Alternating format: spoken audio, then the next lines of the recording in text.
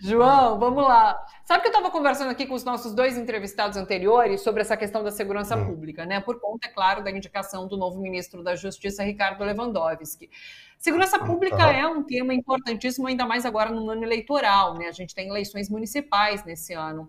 E vocês têm feito esse acompanhamento, né? O Observatório das Redes tem observado, tem acompanhado como se dá o debate sobre segurança pública nas redes sociais.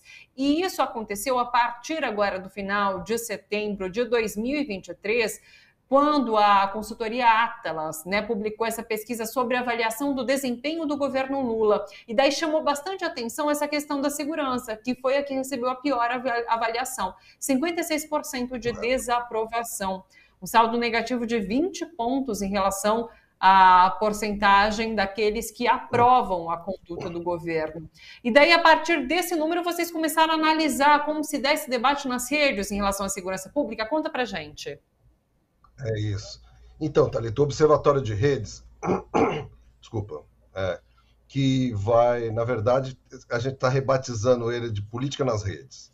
É um relatório que a gente publica no âmbito do Laboratório de Estudos de Mídia e Esfera Pública, que eu coordeno, né?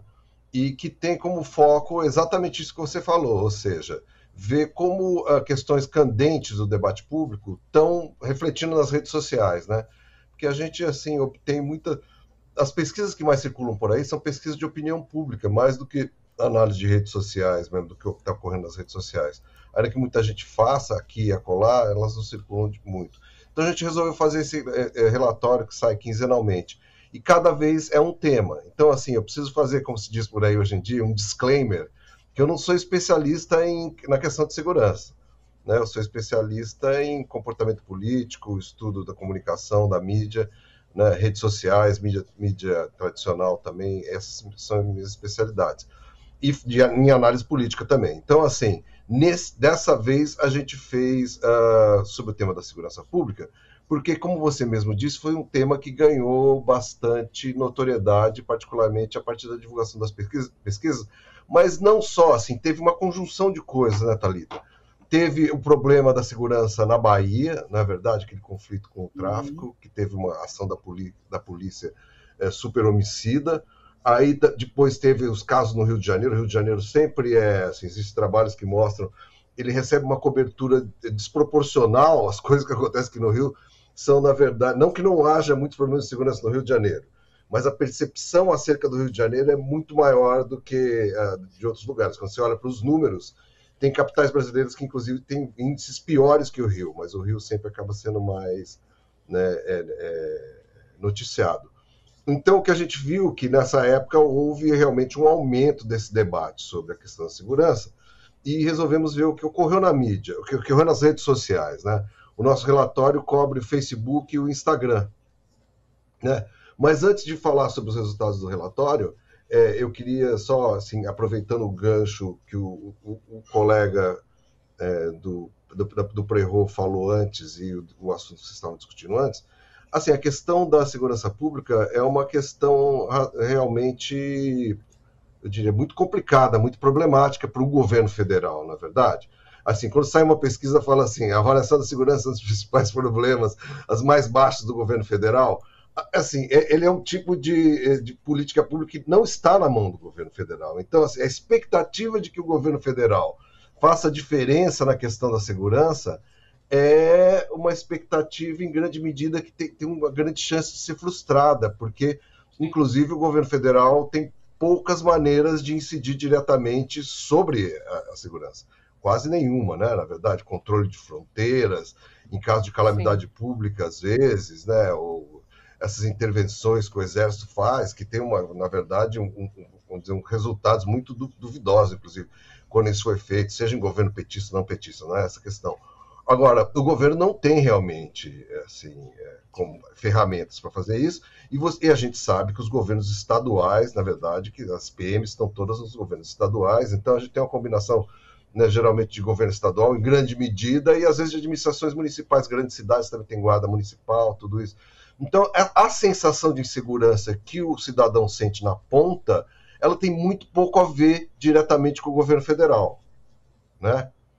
assim, as pessoas que são progressistas ou que são de esquerda sabem muito bem que a questão da segurança é uma questão muito profunda, que está ali amarrada também na desigualdade social. Então, essa solução mágica de que a gente vai resolver a segurança a despeito do que ocorre em relação à desigualdade social, à miséria, à pobreza no país, é uma esperança vã, né? Uma esperança de gente que não tem dificuldade de reconhecer a centralidade do problema da desigualdade no nosso país, né? E que o problema da criminalidade está ligado diretamente à falta de oportunidades que as pessoas têm na vida, né? Ninguém escolhe ser bandido, ser traficante, porque são profissões de altíssimo risco, né? Assim, as pessoas preferem ser médico, advogado, na verdade, ter um salário, ou jornalista, ter um salário estável e tudo mais, né? Eu acho que se fossem dar as oportunidades de escolher, a maioria das pessoas escolheriam isso, não escolheriam ser bandido, como dizem por aí. Então, assim, esse é um problema para a esquerda, porque a gente sabe que, por outro lado, eleitoralmente ele é muito sensível. Então, toda vez que tem eleição, pinta esse problema, a esquerda fica engasgada para refletir sobre ele, para propor soluções, porque sabe que as soluções não são simples, as soluções dizem respeito a um problema muito estrutural, como está na moda falar hoje em dia na nossa sociedade, e aí realmente não sabe como lidar. Então é uma batata quente mesmo, né? Eu acho. E a gente me chamou a atenção... Diga. Não, também acho que faz todo sentido. Inclusive, é importante que você tenha trago isso de ser um problema muito mais estadual do que federal, de fato. A gente discute nesse âmbito nacional a segurança pública, mas ela diz respeito muito mais aos estados. Agora, nesse relatório que vocês apresentam em relação à segurança pública e como esse tema é debatido nas redes sociais, me chamou bastante a atenção que vocês fazem ali um top 10 de maior circulação das notícias, interação, inclusive, e tem 2 top 10, eu não lembro se são sobre 2 fatos diferentes, mas a direita aparece em peso ali nas principais posições. Tem alguns meios de comunicação que também debatem de forma talvez mais neutra essa questão da segurança pública, mas a direita e a extrema-direita surfam nesse tema, não? Sim, o que acontece, Thalita? Isso aí é uma tendência que não diz respeito só a esse aspecto da segurança. Essa não é o único tema do qual a gente observa, né, que está acontecendo isso. Basicamente, quase todos os temas que são potencialmente problemáticos para o governo, ou até temas que a princípio não pareçam tão problemáticos, a extrema-direita usa deles para tentar implantar, para circular narrativas, né, que culpabilizam o governo, que atacam o governo. Então, isso tem a ver mais com o domínio da extrema-direita no Facebook e no Instagram, um pouco menos, mas também bastante forte. Então, o que acontece é isso, eles sempre arrumam uma maneira de narrar aquilo como sendo um problema do governo federal, do Lula, do PT, entendeu? É assim que funciona. Então, essa é uma dinâmica das redes sociais no Brasil neste momento, ou seja, a extrema-direita. E a gente nota, por exemplo, que nesse caso, você está falando que tem 3, na verdade, como a gente fez 3 meses, Thalita, a gente fez 3 rankings de top 10, um para cada mês, né? E você vê, por exemplo, que tem uma participação muito forte de deputados bolsonaristas no Facebook, por exemplo, né? Carla Zambelli, Girão, eles conseguem, na verdade, esses deputados emplacar posts que têm muita interação, né? Porque eles são muito ativos no Facebook, tem uma estrutura montada para isso, usam a estrutura de gabinete deles para fazer esse tipo de comunicação. Então, assim, eles estão realmente implantados nas redes sociais, eles têm muito mais do que o governo ter uma estrutura de comunicação nas redes sociais, que é falha, que é fraca, né? E os deputados e os políticos de esquerda do PT não se comparam na sua, sabe, profissionalização, vamos dizer assim, se é que a gente pode usar essa palavra, parece ser muito positiva, em relação a essa produção de conteúdo e produção também de interações, né? Porque a gente ainda não faz controle de robô, de bot, né? A gente não sabe o quanto dessas interações são produzidas por bots e não por gente. Mas aquela coisa, né? Assim, não é só isso. Quando você vê o número de posts, você vê que eles têm muito mais gente trabalhando. Eles produzem, é que nem uma empresa de mídia, eles realmente funcionam como pequenas empresas de mídia, né? Eles estão ativamente produzindo conteúdo e tentando fazer esse conteúdo circular. mais do que a esquerda, né? E aí, no caso da segurança, como você bem disse, existe também uma participação nos rankings de canais que a gente chama de mídia tradicional, né?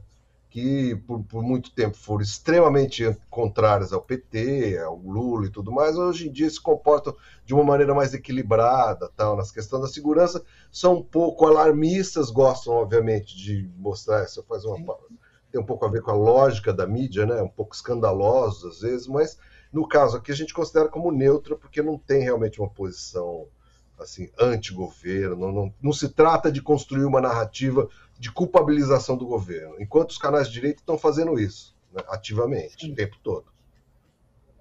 João, você falou inclusive dessa mudança do nome, né, de Observatório das Redes para Observatório de Política, né? Quais os próximos passos do Observatório? Política nas redes.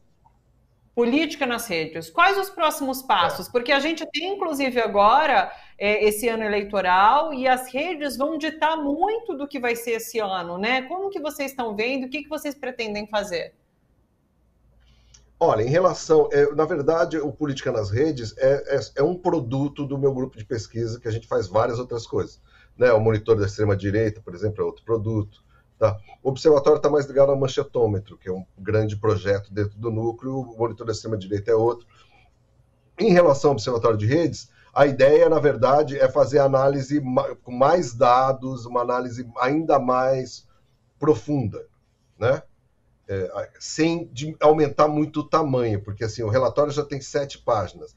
Os primeiros relatórios que a gente produzia, assim, que eram assim, um ensaio, a gente nem publicou o ensaio para coisa, tinham 22, 25 páginas, assim, é uma coisa que ninguém consegue ler, entendeu? É muito chato para ler.